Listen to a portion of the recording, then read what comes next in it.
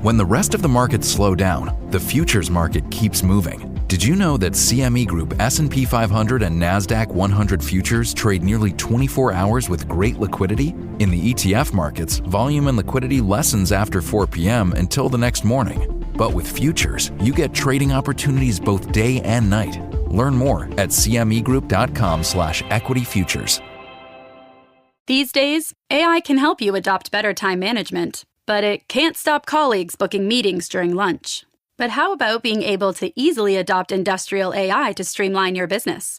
Siemens Accelerator helps you find the right AI providers and easily understand what they offer, so you can use modular solutions to quickly scale up and grow your business. That's AI for real, from the global market leader in industrial AI, Siemens. Learn more on usa.siemens.com/AI. Introducing the all-new Adobe Acrobat Studio, now with AI-powered PDF spaces. Do more with PDFs than you ever thought possible.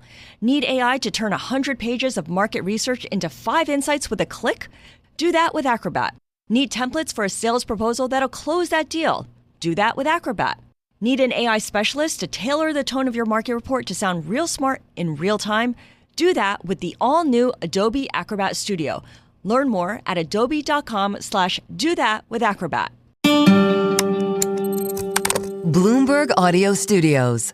Podcasts, radio, news.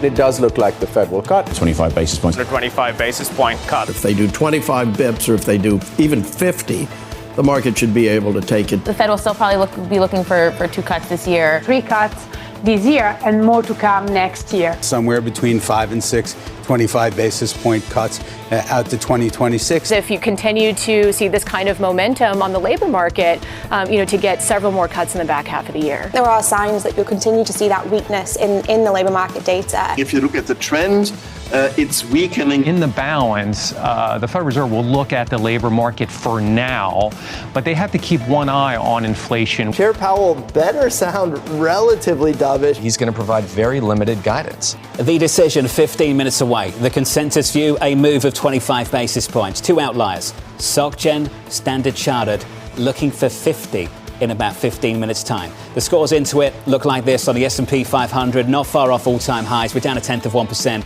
this afternoon. In the bond market, 2s, 10s and 30s shaping up as follows. Your bond yield curve looks like this. Yields higher by 4 basis points at the front end, 3.54. We have rallied a lot at both the front and the long end over the past 6 weeks. Yeah, and we've seen even a rally in credit. Just to give you a sense of just how much 10-year yields have rallied. They are down from 4.37% as of July 30th, the last Fed meeting. They are now at 4.03%, just giving you a sense of that momentum. A couple days ago, we popped 3.99 in the 10-year, and this morning we made a dash toward just for a cup of Sanka. But the answer is yield space is moving. Greg Peters is exhausted. Go further out. Go to 30s. Only a few weeks back, we're at about 5. Yeah. Come all the way back down towards 4.5%. And the way the curve has evolved through August into September. August, we had a bull steepener, big rally at the front end. September, it's been completely the opposite. We've had a bull flattener, led by the long end. And the reason for it has been different depending on the person you've spoken to. Some people say it's because of the threat of yield curve control or some sort of machinations in the balance sheet. Other people saying, look, if you have all these people in cash, you cut rates, well, they want to lock in that yield, so they're going to go out the curve. That's a new argument, and we're hearing it more. Joining us now to discuss, Kathy Jones of Charles Schwab, Greg Peters of PGIM Fixed Income, still with us. Kathy, let's start with expectations. What are you expecting in about 13 minutes' time? Yeah, we're looking for 25, which is the consensus. I guess there's an off chance it'll be 50, but given that inflation is still pretty high, I think it's going to be difficult to have a really aggressive rate cut at this stage of the game, even though the labor market's showing signs of deterioration. An unemployment rate in the low 4s is still not that far from what's considered full employment. And then you've got inflation at 3-ish and edging higher. It's very difficult to make the case for 50 in this environment unless you have a really negative view of where the labor market's going. Given that backdrop, Kathy, why do you think there's been such a rally in the long end of the yield curve since the last Fed meeting? Well, we've had the rally because the expectation, we've had weak economic data and we have a greater expectation for rate cuts. And so the market has a lot of rate cuts built into it out to 2027. So the long end's been pulled down by that. But I would point out that the curve is still steep and steepening. We're still looking at a steeper curve as we go forward, even if it's somewhat lower rates. I don't know that the long end can kind of get out of its way if we still have inflation pushing higher, and the dynamics behind inflation are still not great. Kathy, what's your action plan to put cash to work? I understand we're before the meeting. Let's go after the meeting, but let's take it out to into next year as well. What's the Kathy Jones action plan given Fed chaos? Well, we're hoping people aren't too heavily in cash at this stage of the game, because we've been encouraging them to be intermediate term on the curve and up in credit quality. And I think that is still our plan. We'll see how Fed policy evolves. We'll see how the economy evolves. But we're really looking for a fair amount of volatility going forward. There's a lot of things on the horizon policy-wise that can shake up the market. So we don't want to go super long, but we don't want to sit in cash, because I think the bias is still to cut rates. Greg Peters, let's get to you on some of this. Why is so many people so comfortable just sitting and waiting in the belly of the curve?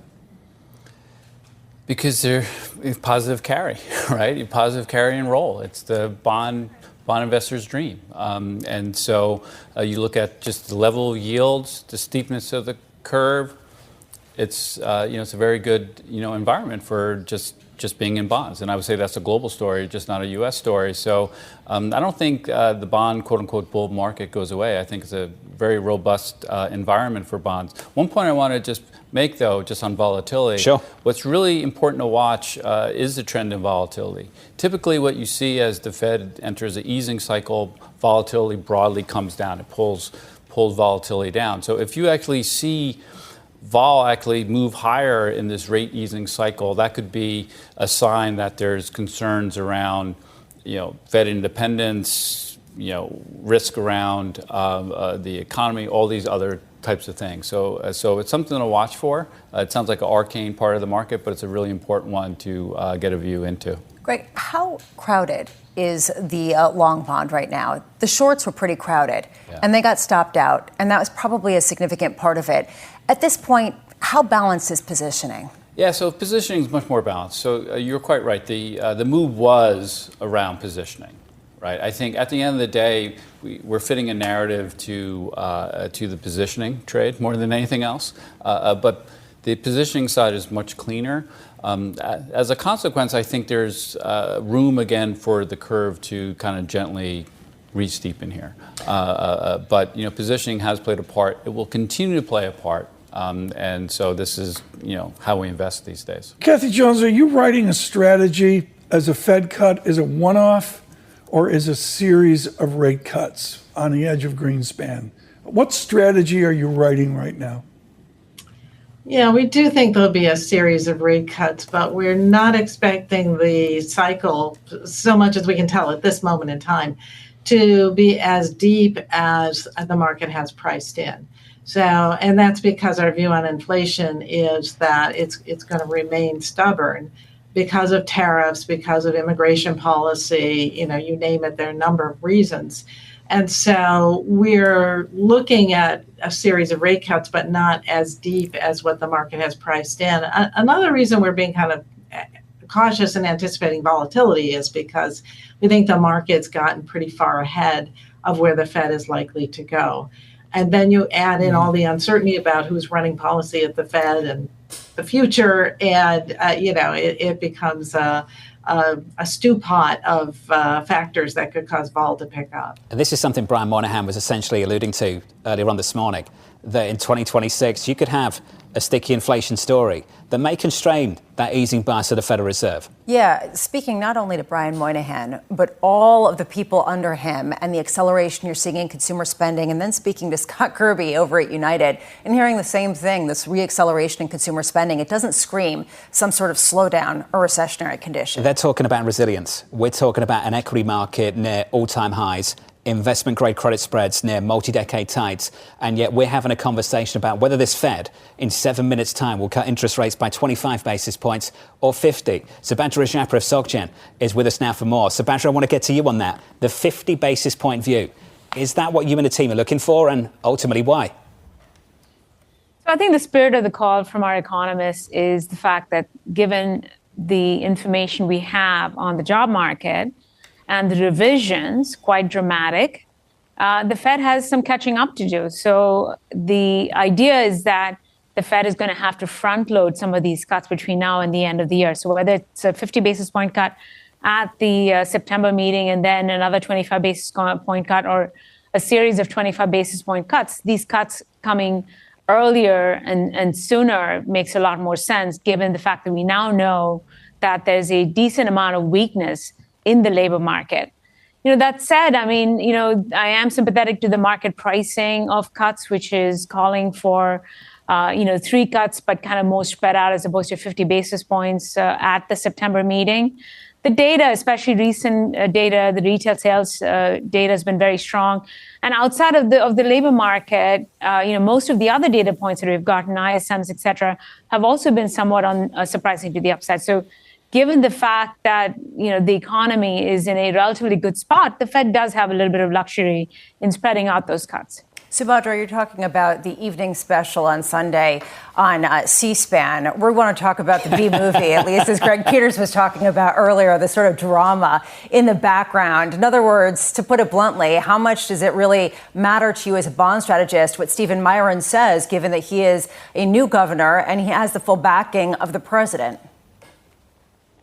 It does matter. I think words do matter. I think the fact that if you at least optically, when you have maybe 3 governors dissenting for the first time since the late 80s, I think that's really going to stand out.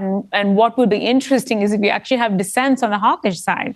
And that'll really make the meeting very colorful. I mean, if I could, I'd love to be a fly in the wall in these discussions over the last couple of days. But again, I think that these statements and sentiments do carry value. I think broadly speaking, I think that's what the market's trying to suss out as well. Because if you look into the end of next year, you're looking at pretty decent amount of cuts being priced in. So the market is assigning a higher probability for a much more dovish Fed committee, FOMC committee next year. So, Badra, Societe Generale is a Paris bank in a nation in a complete, total uproar. We all know the French story, the politics and all. This Fed meeting is invaded by politics. Does Jerome Powell have to speak to the non-financial America out there?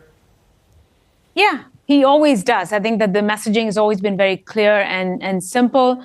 They do look at policy for all Americans, all sectors of the economy. They are going to take into account that there are certain sectors of the economy that are particularly coming under, pressure, especially if you look at, the employment side of the picture.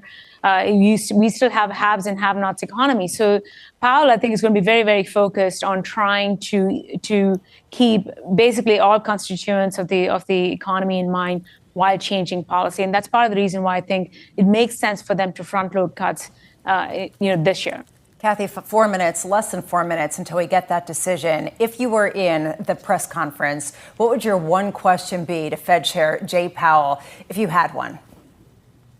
Well, I'm going to assume that whoever went before me asked about squaring up the dual mandate with the rate cut.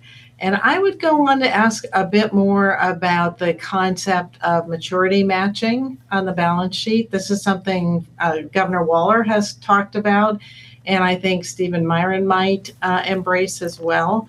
And I think that has some implications longer term for how the Fed proceeds and how the market develops. So I would definitely ask that question if I had the chance. Balance sheet management, Bramo, keeps coming up, doesn't it?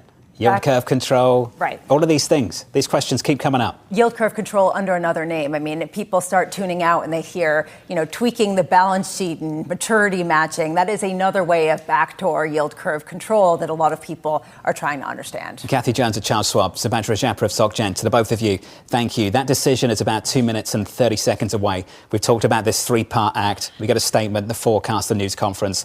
Let's just sit on the forecast. The Federal Reserve has to project and forecast not payrolls, but unemployment. And going into this, I wonder if we're going to be surprised more by how much the SEP changes or by how much the SEP actually remains the same.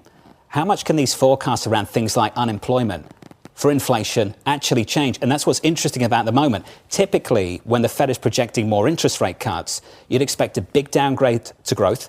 You'd also expect an upgrade to unemployment. We might not get that in 2 minutes' time. Especially given the fact that we're at a pretty neutral pace. Just taking a look at where we were, the projection was for 4.5% at the end of this year in terms of an unemployment rate and a 3.1% core PCE. It wasn't expected to shift that much on either front over the following couple of years. John, I think what you bring up is a really, really important point. What confidence do we have in our guesses out to June of next year, December? Liz Ann Saunders had the map of the day. It was household insurance across America. Let me tell you, half of America is flat on their back with fixed costs surging. This is the question, I think, for the committee today and for the news conference, too, for Chairman Powell. And there was a key difference between how he addressed this question in July and how he's thinking about it over at Jackson Hole in August. What is anchoring your view on the labour market right now? Is it the unemployment rate? Is it measures of slack? Or is it payrolls growth? Because the Chairman Powell of July was very different to the Chairman Powell of August, who said that it was really important back in July to look at the unemployment rate and then the payroll's headline figure. The problem is, right now, people really dispute the idea that we have the same kind of labor market that requires the 150, 200,000 jobs created per month, and that this is more of a 50,000 a month kind of break-even rate that we should be looking at. Do you get lulled into a bigger conversation, a bigger decision than you otherwise would have made? And that's something that this Federal Reserve has to confront today and for the next several months. That decision is 20 seconds away. The question is not if they'll cut interest rates. The question is by how much, 25 or 50, and how much can you project in the guidance, the forecast? Equities going into it just about unchanged on the S&P 500. In the bond market, 2s, 10s, 30s look like this. Your 2-year bond yield up by 3 basis points with your Fed decision. Here is Mike McKee. The answer to your question, John, is a 0.25 percentage point cut as expected. But Fed officials also see 2 more cuts this year in October and December, according to the new dot plot. There was one dissent, and that is from Stephen Myron, the Trump representative on the board, who wanted no cuts this time. He wanted, rather, 2 cuts this time, 50 basis points. Next year, the committee sees only 1 cut so far, but the dispersion is very wide. And the very bottom dot for next year is at 2.75%, suggesting, once again, that is Stephen Myron. The committee sees that the risks to that they are attentive to the risks of both sides of their mandate, but they say the risks to the downside for unemployment have increased, and that's the reason that they are cutting rates today. They also adjust the forward guidance in the statement to drop the word extent and just say in considering additional changes to the target range in the future, they will consider all kinds of options. There is no real change to their economic forecasts, but we don't know exactly why that is, whether it's because Myron contributed different numbers than others, or Anna Paulson, the new Philadelphia Fed president, contributed different numbers than others.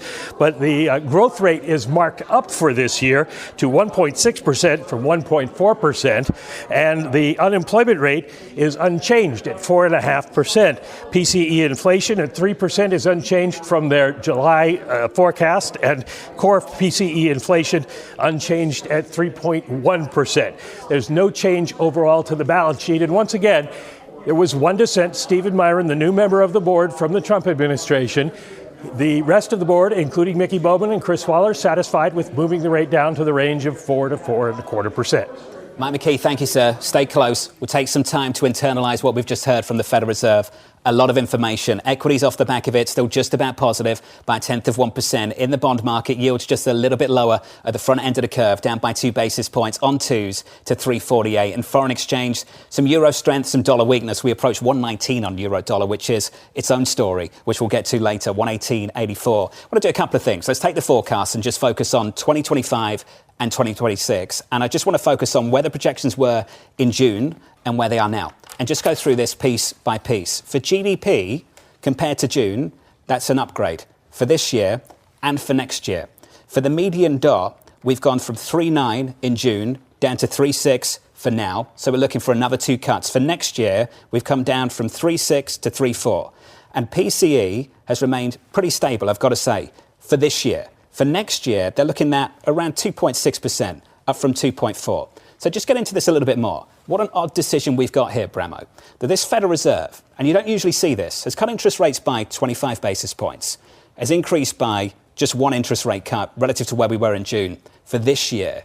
At the same time, they've upgraded growth, kept unemployment basically unchanged, and basically projecting CPI to be sticky and close to 3%. And saying in their statement that inflation has moved up and remains somewhat elevated, as their SEP, their Statement of Economic Projections, suggests. So then why is the bond market rallying? Why are yields down, even at the long end, if this is basically the projection that inflation will remain high and they will cut into that inflation? And what this hints at, and this I think is really going to be interesting, is this clear desire by the Federal Reserve to overweight the economy, even allowing inflation to run hot, and they will keep cutting despite that inflation. That is what is getting translated into this market. I want to cross back over to Mike McKee if he's still with us and hasn't run off to the news conference just yet. Is Mike there? Good. Mike, I want to come back to you. How original is to see this, to see a rate cut, to see the projection of more to come, at the same time all these other things are happening with the forecast? How can you explain that? Well, I think there's 2 possibilities, and they both center around the new members on the board, Anna Paulson from the Philadelphia Fed, and most probably Stephen Myron. When you look at the range of the forecasts for GDP, they moved up the bottom range and the top range, and the same is true with the unemployment rate. It didn't move at all, but inflation didn't move. And it seems that Myron probably put in stronger growth, lower unemployment, and at least unchanged or lower inflation going forward. And that probably accounts for the changes in the forecast.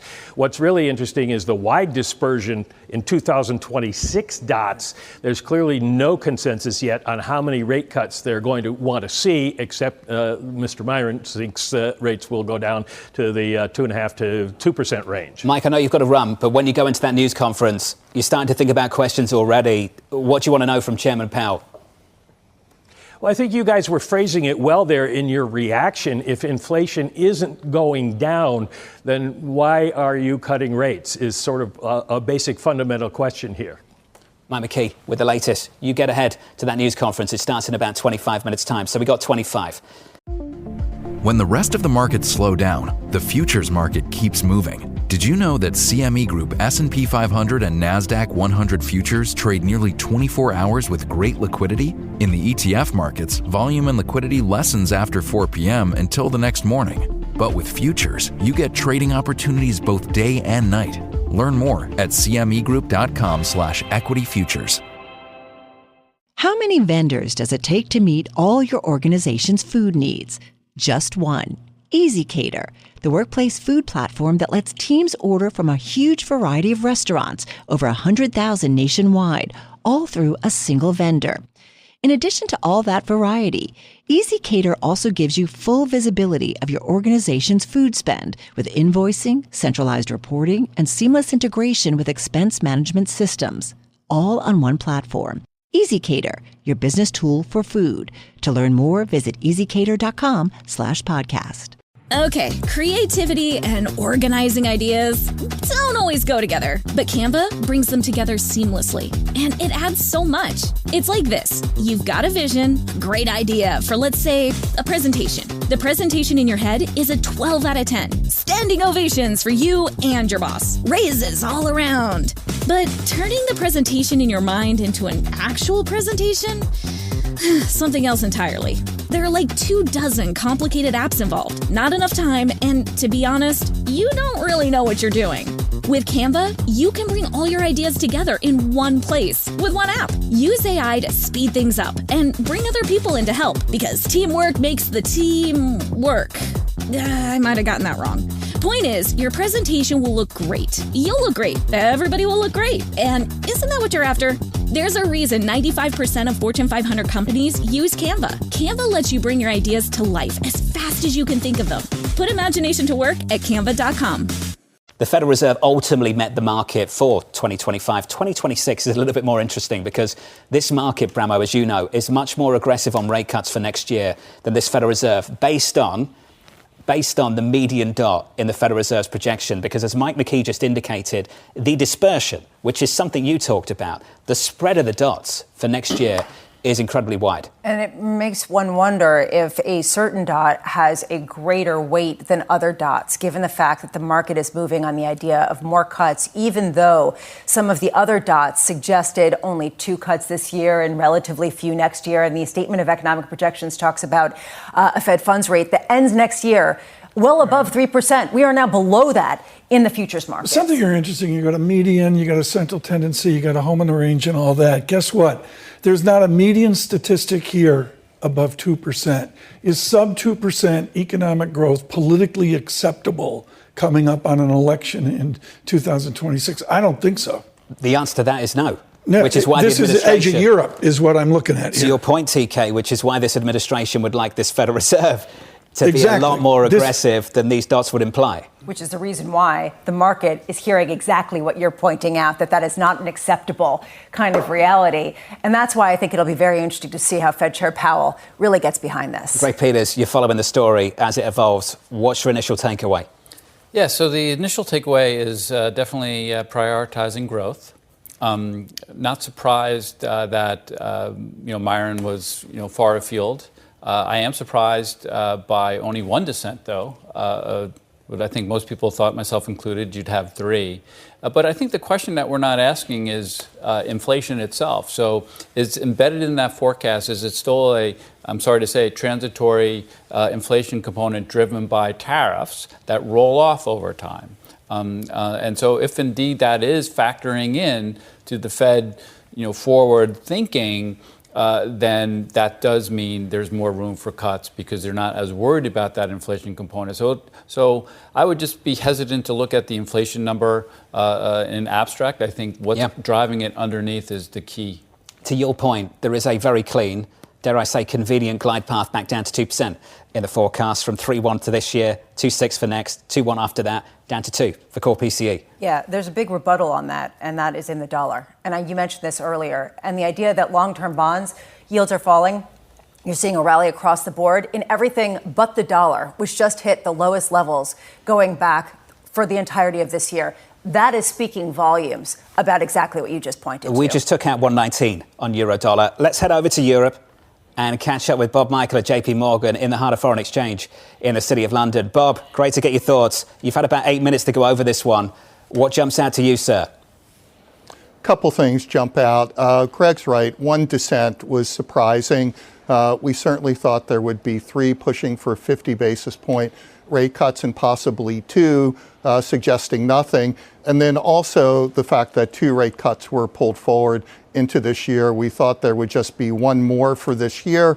So more or less where we were last time. It tells me that this is a Fed that locked arms, felt this was time to reduce policy from what was surprisingly restrictive to them. They were probably shaken by the labor market revisions and thought, wow, we've kept policy a lot more restrictive than we thought. Let's start getting to neutral and let's do it in unified fashion. I think this is good for the markets. Bob, good for the markets. Let's talk about which ones. It might be good for risk assets. How much can this keep being supportive for long-term bonds, given that theoretically higher inflation would come on the heels of a prioritization of growth, and typically higher inflation is bad for long-term bonds? Well, I wonder if the indication of higher inflation is just a suggestion to us not to expect 50 basis point rate cuts in here, but 25 perhaps every meeting for the next few meetings. Maybe they don't get down to 3% right away. They pause somewhere around 3.5 either side of that. I get that. I'm sort of with the Fed. We don't really know the shape of inflation until we see the final shape of tariffs. Right now, the evidence is pretty good. Businesses have absorbed some of it, and the consumer hasn't really pushed back all that much. And there's been signs of disinflation. So I'm not that concerned about inflation. Bob, your colleague Michael Ferroli made global headlines a long time ago talking about a sub 2% potential GDP. Without COVID, tri-stimulus, and all the rest and the legislation, these median growth estimates today, do we have to get used to this? Sub 2% real GDP? It doesn't feel like we're going to have to get used to it. It feels like we live in a world where policy will be generous on the accommodative side, both fiscal and monetary. We're looking at dots now, but we also haven't weighed in. Forget about tariffs. The One Big Beautiful Bill Act, that starts to hit in earnest in the first quarter. So I wouldn't be surprised to see GDP estimates go up next year. For those of you just tuning in, about 11 minutes ago, the Federal Reserve made the decision to cut interest rates by 25 basis points. There was one dissent, an individual looking for a 50 basis point cut. That was the newly minted Governor Myron, sent over from the White House. Does he have a business card at the Federal yet? Reserve. I want to get to something, TK. Check this out. Go to the dot plot and the projections. And if you go to the dot plot and you look at 2025, there is a very lonely dot at the very bottom of the screen, and it's sub 3%, not for next year, but for this year. There is a dot there just below 3% for 2025. Now, we were all asking, and of course, when you follow those things, there are no names on the dots. You don't know who they belong to, but I think we've got a pretty good idea who this might have come from. We've been asking how aggressive Governor Myron might be. The dissent is one story. The push for a whole lot more for the year ahead. You mean 125 basis points of rate cuts by the end of this year seems a little bit aggressive? Look, to me, that is notable, and it might be exceptional for people to hear that, and absurd if you think about the growth in the economy. And yet, how much is the market trading off this? And I wonder, how much does this have disproportionate weight in the market? Because this is someone who really is coming with the backing of the president and could be some sort of signification of who he might pick next year. I can see this picture out the corner of my eye. So let's take this picture. And for our audience at home, I'm just going to articulate what we see on the screen right now. So you've got this lonely dot for 2025. And then in 2026, you've got this additional story to think about. This massive spread in expectations from individual policymakers at the Federal Reserve. Lisa, they have got absolutely no idea what 26 brings, what 27 brings. Correct. This is a low conviction Federal Reserve, and you've got to bear that in mind when you go into this news conference. These guys are not gods.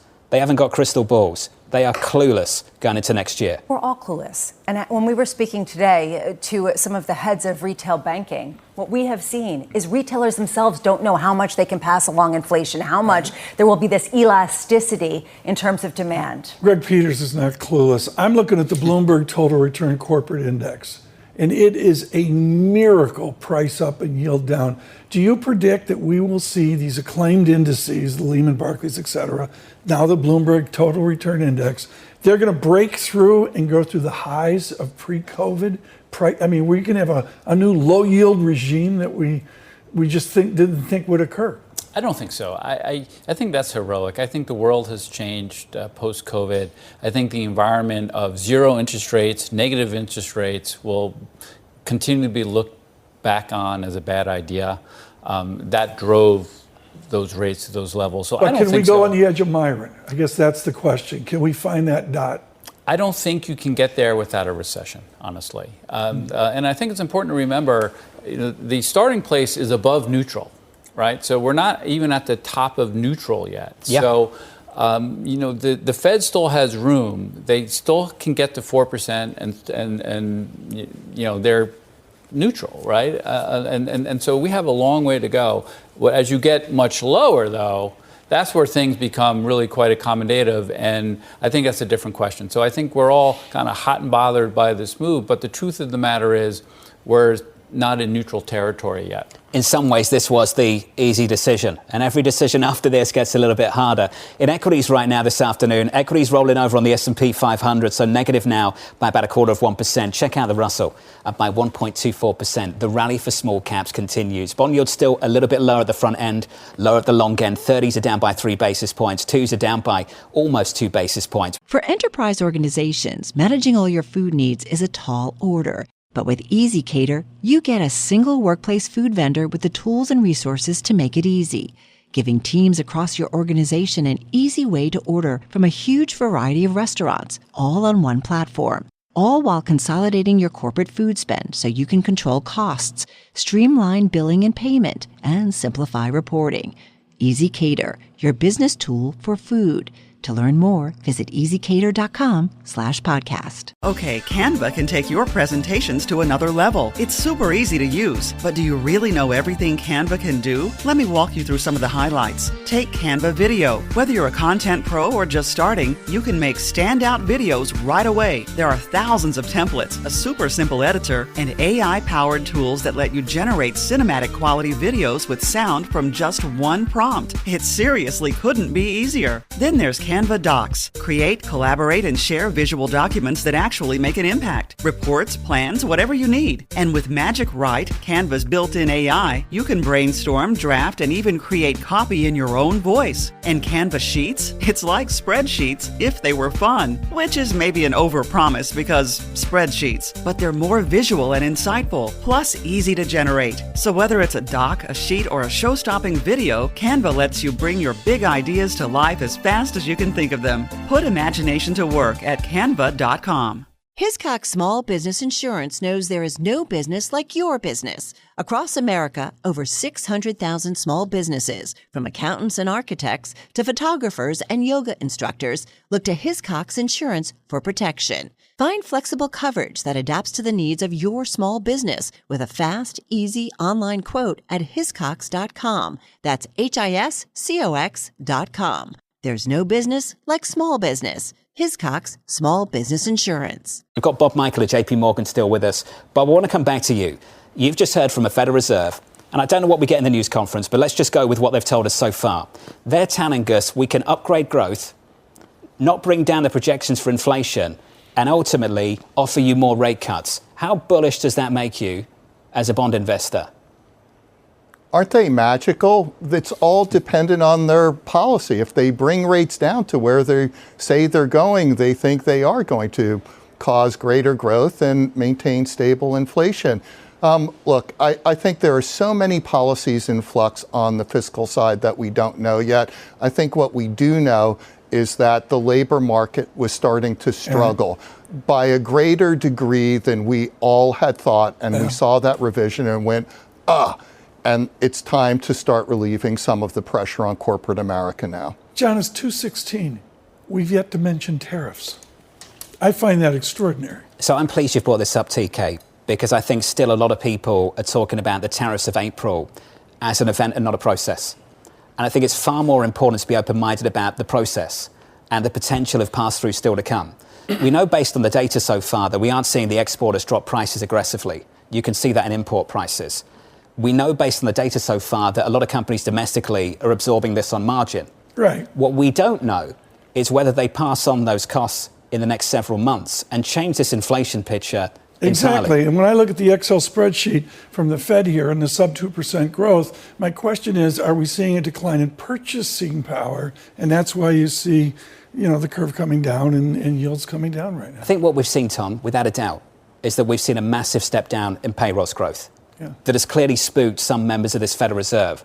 But Lisa, I think it's key to point out, not all members of this Federal Reserve, that some members of this Fed will still be anchoring their labour market view around what's happening with unemployment, which has been pretty stable through all of this, through the whole of this summer. And look at the forecast from the Fed. They're still forecasting pretty stable unemployment around 4.5%. Yeah, which is the dispersion. And going back to that is the reason why I'm struggling to interpret the move in markets right now.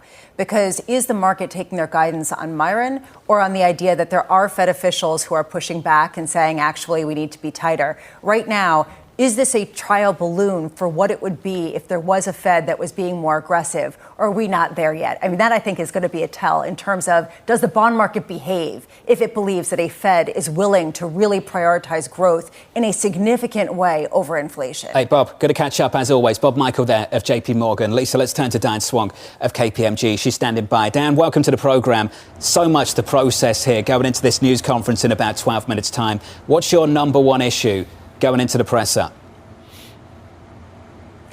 Well, first of all, it's really clear that Powell corralled the cats, and I assume that Waller and Bowman did not dissent in part because of the strong retail sales data, which also revealed inequality and something else that's going on out there, and that is that spending on restaurants went up after adjusting for inflation. Spending at grocery stores actually fell after adjusting for inflation and the retail sales numbers. And so you've got this sort of, the K-shaped economy we keep talking about, the bifurcation, but that masking the underlying weakness in lower and middle income households. So this was clearly an acknowledgement that, yes, the labor market has weakened and they want to shore up the labor market. What surprised me as well was that we had heard the Fed talk about a reduction in what they thought the neutral rate was. Powell had referred to that there had been some discussion about that in previous meetings. That did not show up in the forecast. And I think that's important as well because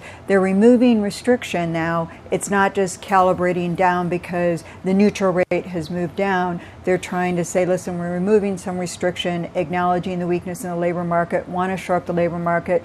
But if you really do read this sort of through to next year with a major change in leadership at the Fed, you could have a situation where you overstimulate and get a more pernicious and self-fulfilling prophecy on the fact that consumers and firms now expect inflation to be higher. And I think what the Fed is struggling with is that consumers are also telling them in their own surveys that the job market's the worst it's been on record since 2013. That's something that has got to have startled the Fed as well. Diane, this is without a doubt a very confusing economic time. It's also a very confusing time when it comes to the Fed's reaction function. Do you have a clear sense of how the Fed is going to prioritize incoming data, whether it's retail sales or jobless claims or whether it's the payrolls report, and decide how much to ease? It's really hard. This is, it's one thing for the Fed to have forecast the stagflationary mild bout of stagflation that they did since March, that's gotten more stagflationary over time. That was hard to forecast. It's another thing to live it in real time. And that's what we're doing. And unfortunately, it is very hard to you have to shore up the labor market a bit. That said, right. You don't want to remove so much accommodation that you allow these waves, as we heard earlier. I mean, the idea that these are an uneven rollout of tariffs, so it's not just one and done. And Powell was careful in his Jackson Hole remarks on that too. It's not all at once. It's coming in waves. That reinforces the idea that we're going to normalize inflation, which becomes its own self-fulfilling prophecy. And the Fed really has to be quite cognizant of that. And Diane, you own the study of Michigan, Chicago, and down south down the Mississippi River. The mail I get is people are flat on their back in this K-shaped economy. How does Jerome Powell address the have-nots of America? They don't have AI. They didn't buy NVIDIA like John 3 years ago. What do we do with the people that aren't participating in the system? Well, it's really the inequality is getting worse. We know that. Actually, Moody's just came out with an updated estimate on some of the inequality. And, the top 3.3% of households are really doing really, really well. The top 20%, a little bit better in terms of gaining spending since 21 relative to inflation. The rest of the economy, the bottom 80%, pretty much flatlining it since after adjusting for inflation on their spending patterns.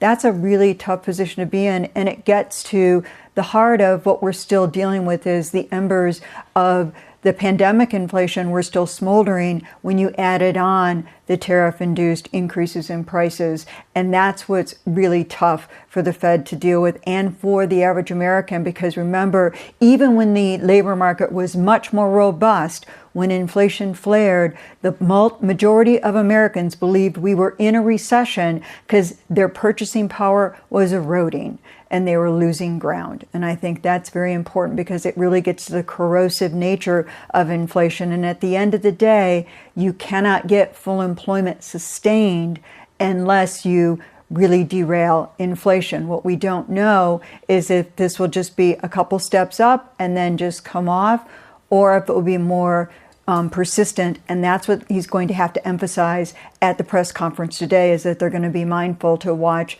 what's coming on in terms of how persistent the inflation becomes and how much inflation expectations, to get jargony, get unmoored.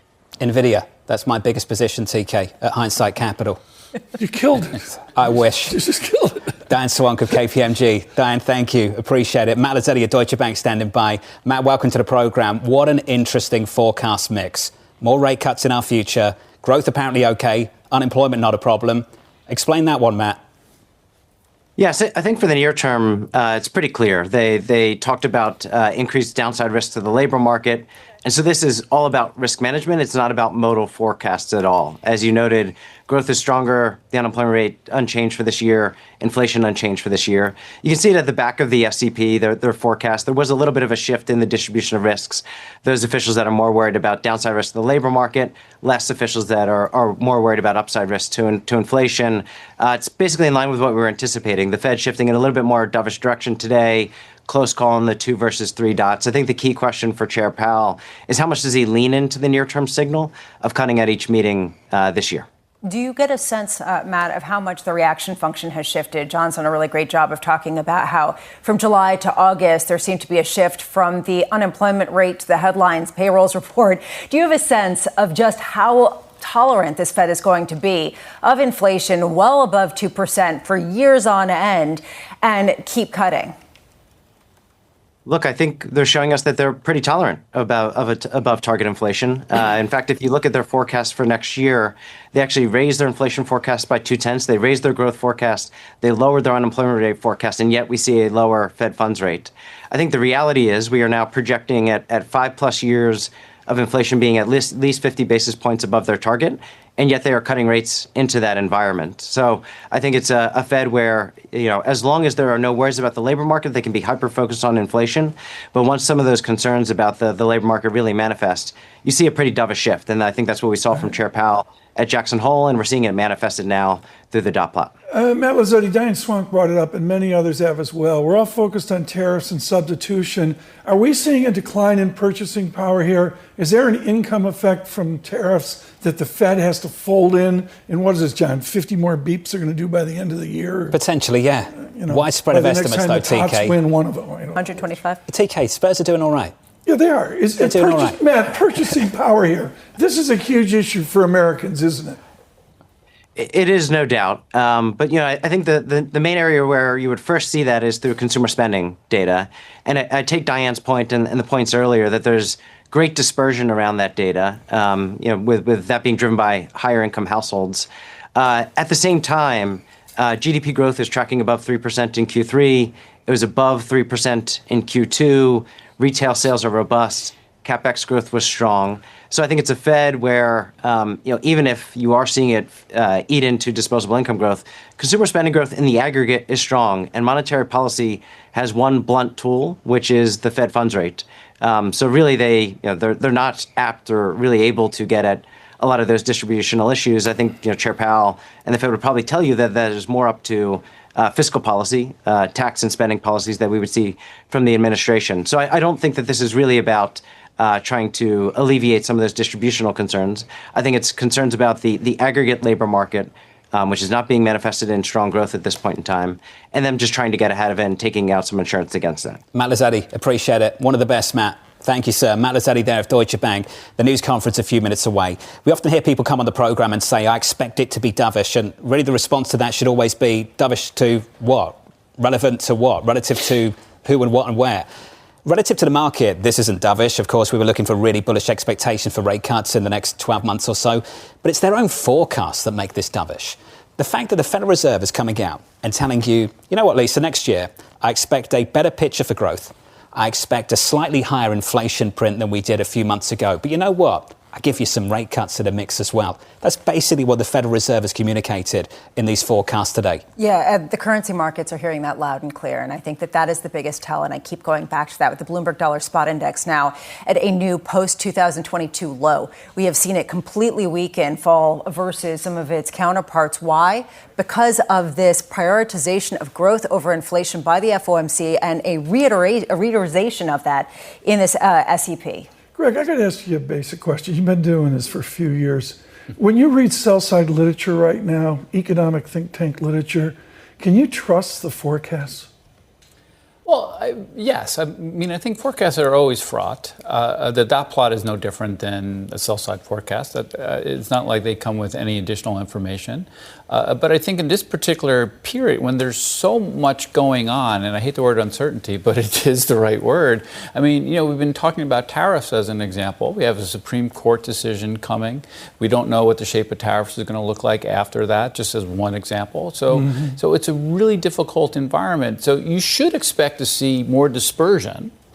What the markets are trying to suss out, what I'm trying to suss out is what's real and what's political. And I think that's an open question, and time will tell on that front. Is the political real? Well, the political is driving the real. They're going to be the same thing next year, aren't they? Yeah, no, absolutely. And I think this is the world, or this is the investment realm that we have to deal with. And so it's not going to change anytime soon. But this was an incredibly dovish SEP and dot plot, and the markets are responding in kind. We don't know for sure who that dot actually belongs to at the Federal Reserve. You can have a decent guess. Come on. Sure. They're not going to tell us. But here's my point. I bet you $10. It would be a mistake, I think, to say, that's Governor Myron, it does not matter.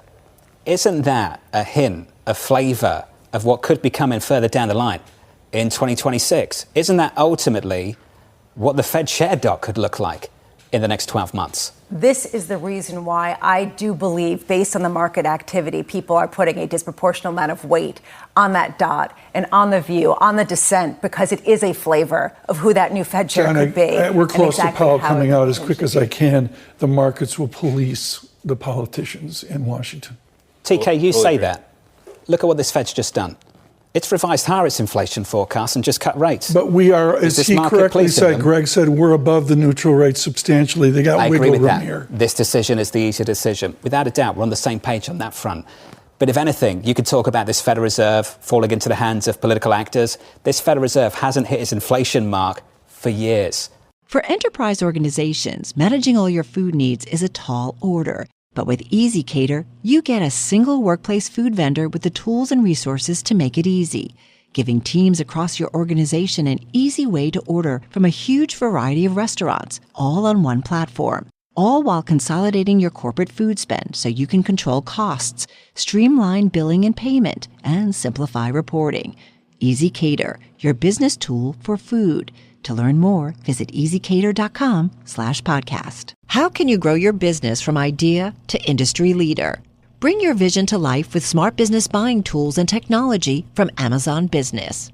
From fast, free shipping to in-depth buying insights and automated purchase approvals, they deliver everything you need to achieve your goals. It's not easy to stand out from the crowd. Simplify how you stock up to get ahead. Go to amazonbusiness.com for support. This is what the market used to sound like. Pretty complex. But today, with iShares by BlackRock, investing is easier. With over 450 ETFs, iShares gives you easy access to countless market opportunities. iShares by BlackRock. The market is yours. Visit www.iShares.com to view a prospectus, which includes investment objectives, risks, fees, expenses, and other information you should read and consider carefully before investing. Risk includes principal loss. Prepared by BlackRock Investments, LLC, member FINRA.